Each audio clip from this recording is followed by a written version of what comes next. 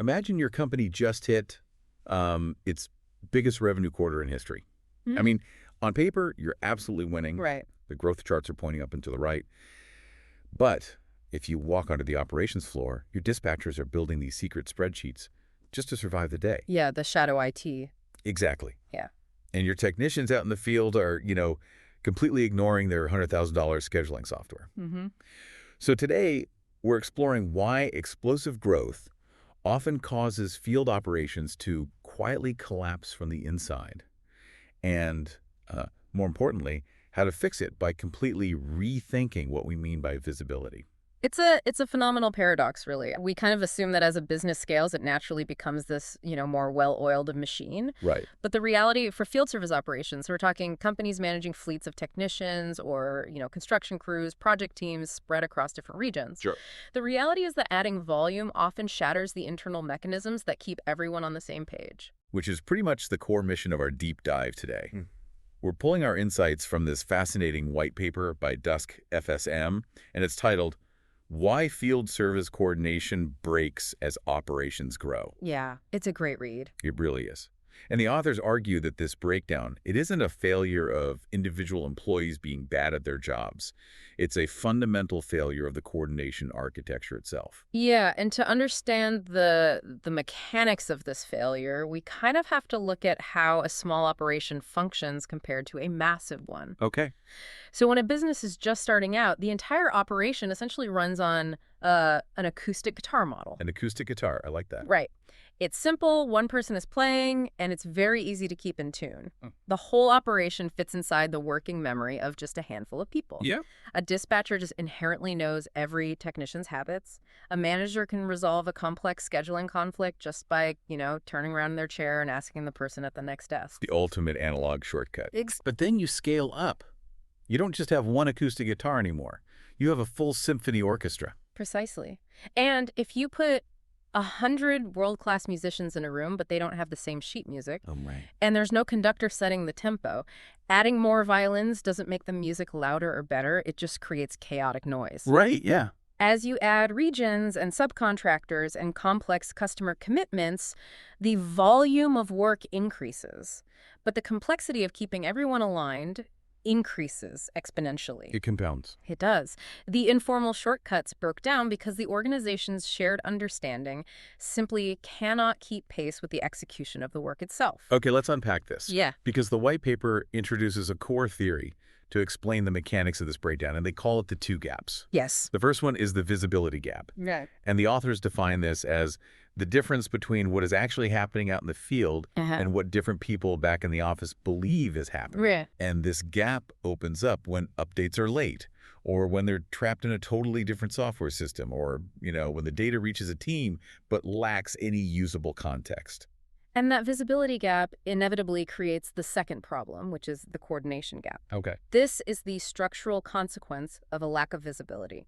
The coordination gap is the difference between completing a physical task successfully and keeping the rest of the enterprise aligned around that task. So doing the work versus talking about the work. Exactly. Small teams bridge this gap through familiarity and proximity, like we said earlier. But at scale, when an update means entirely different things to the billing department versus the dispatch department, Right. people don't just sit there waiting for clarity. They actively react to the uncertainty. They try to fix it, which actually generates more work. They do. The visibility gap feeds the coordination gap in a direct chain reaction. Because people feel uncertain about the true status of a job, they fill the void with compensatory behaviors. Like what? Well, they call the technician for updates. They forward long email chains back and forth. They convene emergency status meetings. It sounds like, I don't know if you play video games, but it sounds like playing a massive multiplayer video game. But everyone's screen is experiencing a 10-second lag. Oh, that's a great way to put it. Right. You're trying to win, you're trying to coordinate with your team, but you're reacting to a reality that has already changed. Yes. You tell your teammate to go defend a location, but they were already there and got eliminated 5 seconds ago. Exactly. In a business context, it's like you dispatch a truck to a site, but the client canceled the appointment 10 minutes ago, and that cancellation is just sitting unread in someone's inbox. Right. You're burning massive amounts of energy just trying to figure out what the current state of the game actually is rather than just playing it. What's fascinating here is that all of those compensatory behaviors, the panicked phone calls, the redundant emails, the frantic check-ins, they morph into a shadow operation. A shadow operation. Yeah, coordination becomes a heavy, unmeasured workload in its own right. It's literal manual labor generated solely to manage the uncertainty of the actual work. And because this shadow operation isn't an official line item on a budget, I mean, you don't see a spreadsheet cell labeled cost of panicked phone calls. No, you definitely don't. So how do leaders even know what's happening on their floor? The source points out that you have to look for specific warning signs in daily behavior. Right. There are 8 red flags they highlight. For example, dispatchers spending a significant amount of their day verifying updates that are theoretically already in the system. Yes, verifying the verification. Exactly. Or, and this is a painful one, customers finding out about delays before your own office does. That specific scenario is a classic symptom of a severe coordination gap. The reality on the ground has changed. Yeah. Maybe a part is missing or the previous job ran 2 hours late. Right. And the customer is experiencing that reality in real time, but the internal systems back at headquarters just haven't caught up. Right. Another glaring red flag is technicians being constantly interrupted while they're elbows deep in a complex repair just to provide a routine status update to a project manager. Wait, I have to push back on one of these warning signs, though. Okay. Because the source explicitly lists local spreadsheets becoming essential as a major red flag. But isn't that just employees being resourceful? I mean, if a dispatcher creates a killer Excel tracker to keep a complex project organized because the company's software is clunky, shouldn't we be giving them a bonus? Why is that inherently bad? It's a fair point, and it absolutely highlights a resourceful employee trying to survive a broken process. Right. But strategically, it's a glaring red flag because it proves your shared enterprise systems are not trusted. Think about the mechanics of that local spreadsheet. It's a data silo. It lives on dispatcher Bob's desktop. Right, on Bob's C drive. Exactly. So if Bob goes on vacation or simply goes to lunch, and a customer service rep needs to answer an urgent client question about that specific project, they don't have access to Bob's brain or his laptop. The chain of information is completely severed. So the spreadsheet fixes the problem for one person, but blinds the rest of the enterprise. Yes. The customer rep has to tell the client, let me call you back when Bob is back from lunch, which just makes the whole company look incompetent. Precisely. And this ties directly into the hidden economics of coordination. In a healthy business, you want operational leverage. Meaning your revenue grows much faster than your expenses. You shouldn't have to hire a new dispatcher for every 10 new trucks you put on the road. Right. But if your shared systems are broken, every increase in workload requires an equivalent increase in dispatch support, update meetings, and manual tracking. You're adding top-line revenue, but you're not gaining any operational leverage.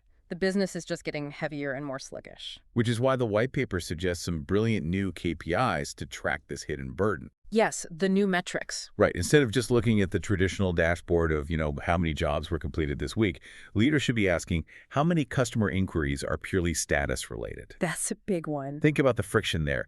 If a customer is calling just to ask, is the technician still coming today? That call shouldn't even need to happen in a modern business. No, not at all. That is a failure of visibility. Or asking, how often does dispatch have to request information manually? These metrics measure the literal friction of growth. And when companies start feeling that friction, when they see those status calls spiking and the shadow spreadsheets multiplying across departments, the natural executive instinct is often to panic. Sure. And they turn to technology for a quick fix. Specifically, they want to buy advanced technology like AI scheduling, predictive algorithms, or auto-dispatch software. Yes. The immediate instinct is always, let's buy smarter software, let's throw AI at the schedule, and the algorithm will just figure it out. Right. But according to the source material, applying advanced tech like AI to a broken coordination model actually makes things significantly worse. It compounds the damage. Because AI scheduling, predictive recommendations, and workflow automations, they are completely useless without accurate, real-time context. Yeah. An algorithm cannot optimize work that the organization is representing inconsistently. Let's trace that out. What does that AI failure actually look like in practice? Okay, imagine your AI scheduler thinks a technician is available because a job status wasn't manually updated in the system. Okay. The algorithm, operating on that blind data, instantly assigns the technician a new urgent job 30 miles away. Oh, boy. The technician, who is still working on the first job, ignores the ping. But the system has already sent an automated text to the new customer saying, your technician is en route. Ouch. Right. Now you have an angry customer, a frustrated technician, and a human dispatcher who has to manually untangle this massive conflict that the AI created in a fraction of a second. You aren't fixing the problem, you are just automating the chaos. You're enabling the system to make thousands of micro mistakes at lightning speed. Exactly. Without shared visibility, technology speeds up individual tasks while the operation around them remains totally fragmented. There's a quote from the text that honestly stopped me in my tracks regarding this fragmentation. What was it? It says, employees have quietly become the integration layer. Oh, that's so true. Just let the visual of that sink in. We have all these million-dollar software platforms. You've got your CRM, which is your digital Rolodex and sales tracker, Right. and your ERP, which handles the financials. But because they don't organically talk to each other, a human being is literally acting as an API. Which is a tragic misuse of human intelligence. Right. An API is just the digital bridge that lets two pieces of software share data. When you lack that bridge, you're paying a highly skilled person to look at a CRM on one monitor, read the data, and manually retype that exact same information into a scheduling tool on a second monitor. It's maddening. Or they're forced to draft an email to project management just to tell them a milestone was hit. Here's where it gets really interesting. The white paper contrasts this old, broken model of growth, which they call execution-led, with a new paradigm, which is visibility first. Yes. In the old execution-led model, leadership is constantly asking, how quickly can the physical work be completed? Yeah. And they're using dashboards to explain past performance. It is entirely backward-looking. Mm-hmm. But in the visibility-first model, the core question changes. You're asking, how confidently can the organization respond while the work is actively moving? Right. You use live, real-time context to guide decisions right now, Right. rather than autopsying what happened last week. If we connect this to the bigger picture, visibility is no longer just a localized dispatch concern. Historically, visibility meant putting a GPS tracker on a truck so you knew its coordinates on a map. Right, the little dot on the screen. Exactly. That is rudimentary. Today, the events happening in the field shape highly consequential decisions across the entire enterprise. Customer service needs that context to manage expectations. Resource managers need it to allocate parts. Fleet maintenance, compliance officers, and finance teams all rely on the reality of what is happening in the field to do their jobs. It stops being a tracking tool and becomes operational infrastructure. Think of it exactly like the plumbing in a skyscraper. Wow. The true value of good plumbing is that it removes friction from your daily life without you ever having to think about the pipes hidden inside the wall. Right, you just turn the handle and water comes out. Exactly. That is what real-time operational context should do for a business. When a consequential event happens in the field, that information should seamlessly flow to dozens of downstream decisions without anyone having to manually pump the water from one floor to the next. So, if throwing AI at a broken system isn't the fix, and we know we need to build this visibility infrastructure that acts like invisible plumbing, how do we actually do it? That's the challenge. Because it is incredibly easy to sit in a boardroom and say, just connect everything. But executing that in the real world is notoriously difficult. Absolutely. Thankfully, the white paper introduces a very specific blueprint to solve this. They call it the clear operating model. Right, CLEAR. But rather than just reading off an acronym like a textbook, let's trace the actual life cycle of a piece of information using this model. Where does it have to start? It always has to start at the source, which brings us to capture. You must capture operational reality the exact moment it happens. Okay. This is fundamentally about timing and placement. The source notes a common failure. If technicians update their status at the end of the day while sitting in their truck before going home, instead of in the moment when the work actually occurs, the rest of the enterprise is flying blind for 8 hours. But technicians hate filling out forms. Yeah. I mean, if you make a mechanic type out a novel on their phone while their hands are covered in grease, they're just going to ignore it until they get back to the office. This raises an important question for any operational leader. Do you actually trust the systems you force your field teams to use? Right. The goal of capturing data is not to capture everything. You don't need 100 granular data points for every routine job. Yeah. You only need to capture the specific events that change a downstream decision, prove a compliance obligation, or release the next process in the chain. It has to be frictionless for the person in the field, perhaps just a single tap on a mobile device, or they simply won't do it. Okay, so we solved the first hurdle. We capture the data easily in the field. Mm-hmm. But that data is completely useless if it just sits in the technician's localized app. How does that isolated reality actually reach the rest of the enterprise without a human being copying and pasting it? That requires linking workflows and systems. This is the L in clear. Right. This is the antidote to the human API problem we discussed earlier. Events must travel with their full context. Give me an example. Consider a single business event, like a technician having to reschedule a visit because a site wasn't prepped. In a fragmented system, that's just a schedule change on a calendar. But in reality, that single event changes a customer promise in your CRM. It alters the technician's availability for the rest of the week. It delays a dependent project timeline, and it might even change inventory requirements for the warehouse. Oh, wow. Yeah. In a linked model, those consequences travel with the event automatically. The ripple effect is automated. Exactly. But even if the data is seamlessly linked across the back end, you can't just dump raw, unfiltered database logs onto everyone's desk. I mean, that would overwhelm people. Which is why you must equip every role with decision-ready context. That's the E. Equip. Right. If we've captured the truth and linked it across systems, we now need to present it logically. Not everyone needs to see the same interface. Right. The CEO doesn't need the same view as the dispatcher. Exactly. Customer service needs to see the customer milestone. What did we promise them, and are we on track to deliver? Dispatch needs the live, minute-by-minute schedule.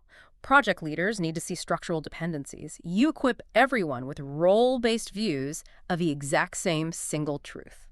That eliminates the classic boardroom fight where, the sales team pulls up a dashboard saying we hit the goal, and operations pulls up a different dashboard saying we missed it by 20%. Yes. You're looking at different facets, but it's the same foundational data. Right. And once everyone is looking at the same reality, the system can finally act. The A in clear. This is the payoff of the entire model. Yeah. Because the visibility is finally reliable, you can unleash automation and communication without the fear of creating chaos. You can let the system automatically send the routine text message to the customer saying the technician is 15 minutes away. Because it actually knows they're 15 minutes away. Exactly. Yeah. The automation becomes dependable rather than dangerous. That AI scheduler we critiqued earlier. Now, it can suddenly reassess priorities accurately because it knows exactly what the current state of the field is. The system acts to reduce delay, minimize interruption, and handle the routine routing, freeing up your humans to handle complex exceptions. And the final piece of the life cycle is refine, the R. You refine continuously by turning these reliable operational patterns into institutional learning. Yes. When the information flows consistently without manual manipulation, you stop managing by anecdote. Right. You don't just sit in a meeting and say, it feels like jobs in this specific zip code always run an hour late. Yeah, you actually have the clean data to prove it. Exactly. And once you prove it, you can fundamentally change your baseline scheduling parameters to reflect that geographic reality. It creates a tremendous feedback loop. Real-time visibility informs better immediate decisions. Those better decisions improve physical execution. That improved execution creates cleaner historical data, and that clean data allows you to refine the entire operation for the next quarter. It's all connected. It is a cycle of continuous, sustainable improvement built on actual evidence, not just management intuition or gut feelings. So what does this all mean? If we synthesize all of this, for anyone listening right now, the true metric of sustainable growth for a scaling business isn't just hitting your quarterly revenue targets. No. It's what the white paper brilliantly calls coordination capacity. No. It's measuring exactly how much operational complexity your business can absorb without adding a mountain of management overhead and, shadow spreadsheets. That is a vital takeaway, whether you're running a massive field service organization with hundreds of trucks, or you're just managing a corporate team navigating complex digital projects. Yeah. If your people are spending half their day verifying facts, cross-checking different software systems, and calling each other just to figure out what is currently true before they can even make a single decision, your growth is built on an incredibly fragile foundation. It's like trying to build a towering skyscraper, but instead of using load-bearing steel beams, you're holding the floors together with thousands of overlapping, panicked text messages. That's a terrifying image, but very accurate. Right. It might hold up for a little while, but eventually the wind blows and the whole thing comes crashing down. The CLEAR model is about installing those steel beams. It's about designing an operational architecture where shared understanding scales just as effortlessly as the physical workload itself. Which leaves me with a final thought to ponder.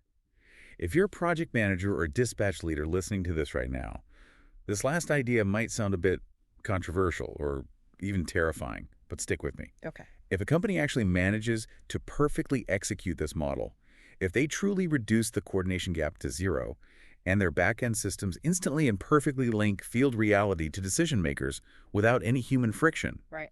does the traditional middle management role even need to exist in the future? Are we saying those jobs are obsolete? No. But we are saying the nature of that value has to fundamentally shift. It is a profound shift to consider. When you remove the exhausting burden of just figuring out what is happening, you completely free up human intelligence to decide what should happen next. Exactly. Managers stop being information routers entirely, and they become pure strategic designers. Because if that growth is going to keep accelerating, you definitely cannot have your most talented people running out from the operation frantically trying to manually smooth out the road ahead of them. No. They need to be up in the tower, looking at the horizon, and actually steering the course.